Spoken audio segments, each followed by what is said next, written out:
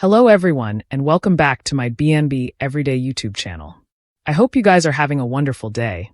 Before we start, please hit the subscribe button and give this video a thumbs up. At Forrester, Justin looks over the LLC paperwork and confirms that Carter's trying to pull a fast bone. He asks for 1 nanosecond to look near. Brooke and Ridge step away and he exclaims, "Some friend, huh?" He thanks her for bringing this to him. Brooke says of course she would let him take his company from him. Ridge vows this will no way stand up in court. His two-faced friend is trying to cheat his way into power and will cheat his way out of the company. Justin asks to take a dupe with him, so he can confer with a co-worker. Ridge asks, "You can fix this, right?" Justin points out the CEOs inked off on this. Ridge bellows that they didn't know what they inked, that's the point. Justin will see what he can do, but warns this may be a bit more serious than he thinks. After he exits, Ridge is confident he'll find a loophole. This is similar to treason, and not just from Carter but from Hope. Brooke nods. It's unwarrantable. She thinks he needs to flash back that this all began with a misreading. Steffi jumped to conclusions and fired her son. She's not trying to justify what they're doing, but she wants to resolve it in a peaceful manner. Ridge is going to resolve it right now. In Hope's cabin, she tells Carter this is for the good of the company. Carter says Ridge wouldn't see it that way. He'd be lying if he didn't admit he's dreading what's to come. Carter's dressing when he gets a textbook from Ridge, who wants to see him. Hope thinks perhaps he's changed his mind and might be considering his offer and reinstating Hope for the future. Carter would be relieved not to have to betray his friend. In the office, Ridge says to Brooke, "Now I stay for the snake." Brooke reminds him she told him all of this in confidence. Ridge says Carter has lost his perspective. He no way allowed. He'd see him make a career-ending move like this. That's what this is, a preemption attempt. It ends moment. In the cabin, Hope gushes about Carter's inspiring ideas. Ridge needs to give him a shot, however. She'll owe it all to Carter if he decides to bring her back. Her swain tells her he won't back down. She'll have his support until the end, whatever that is. She kisses him farewell and wishes him luck. At Forrester, Ridge paces as he waits for Carter to arrive. He flashes to the day Carter was made COO and through some of their memorable moments. "We're family," he recalls saying. Brooke arrives at the cabin and asks Hope, "How are you?"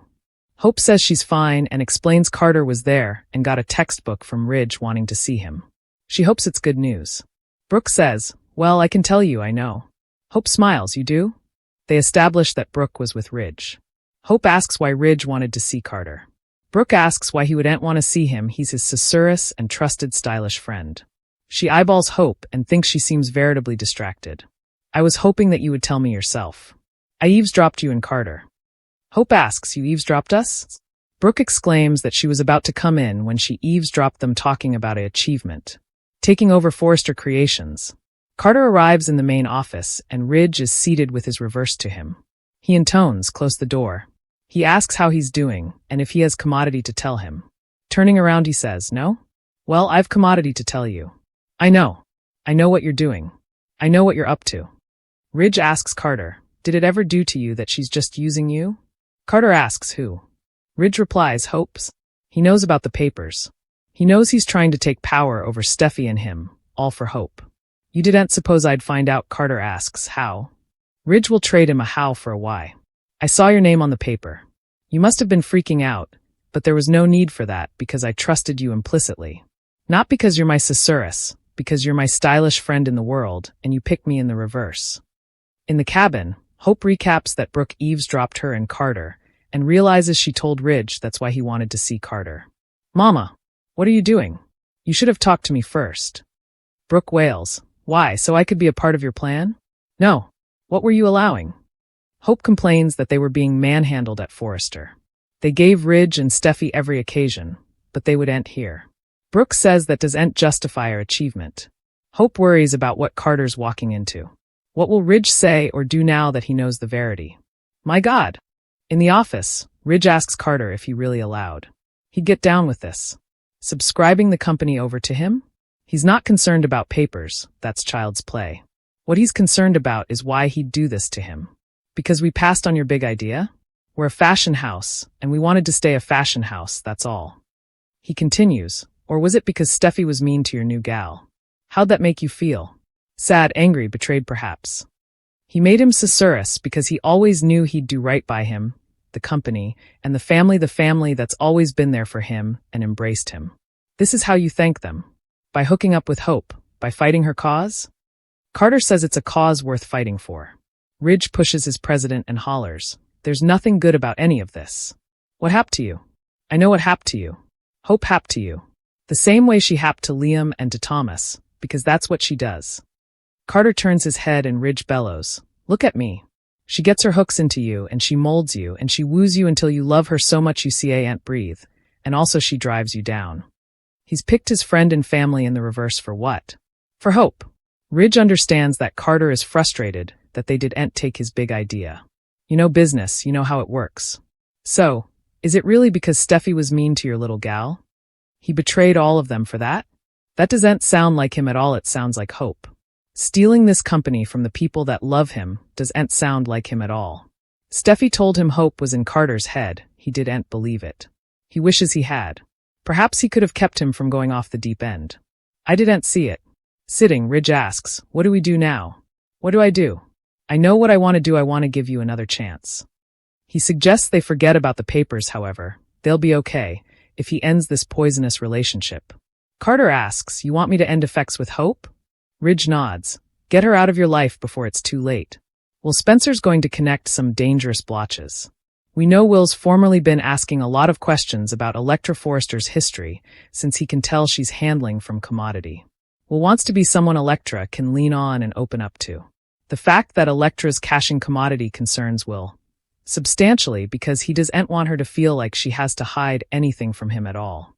It may take some work, but Will's presumably going to pry a concession out of Electra sooner or laterly. That concession may come formerly Electra starts explaining her connection to Remy Price. Electra has assured Will that Remy is just a friend, but he's going to be uneasy as their history unravels. Once Will and Electra's server turns out to be Remy at Il Giardino, that could prompt Electra to unmask further about her history and how Remy stepped up for her. This may ultimately lead to Electra coming clean about the deep fake print reproach and how indeed some of her musketeers allowed. The prints were legal. Maybe Electra will suggest Remy was one of the many people who believed her and gave her support during that time. Of course, Will could eventually make a connection that Electra isn't making. It may dawn on Will that Remy himself could be behind the prints, especially since he followed Electra to LA and just seems shady overall. Electra may rush to Remy's defense if Will tries to offer any hints about that. Will might indeed keep his reservations to himself and go on the quest for evidence without Electra's knowledge. Since Remy scored the apartment upstairs at Il Giardino, perhaps the show gave him that for a reason. Will might decide to do some probing and break into Remy's place at some point. Will might search for substantiation that Remy was behind the print reproach and try to prove to Electra that Remy isn't similar to Awful Joe. Unfortunately, that could lead to Will getting fractured during the quest and put on full blast by Electra. Since Electra trusts Remy, she may not be pleased over Will acting like her old confidant is a villain. At least until B&B's ready to let Will be proven right. Point to Remy's dangerous side coming out to play down the road. So stay tuned for updates on any disquieting news ahead. Will and Remy feel poised to become major rivals, so don't miss all the brewing conflict.